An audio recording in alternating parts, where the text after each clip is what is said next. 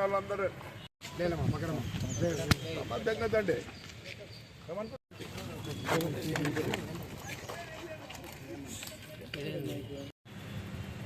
He is the I have never seen like this collector.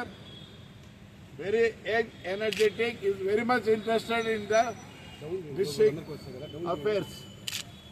అలాంటితోనే ఏమీ లేనితోనే ఇంతసేపు బ్రహ్మాండంగా discuss చేసినాడు. I think now the district will go బ్రహ్మాండంగా వెళ్ళిపోతుంది. నేను తాడపత్రి మున్సిపాలిటీ గురించి మాట్లాడాల్సిన అవసరం లేదు.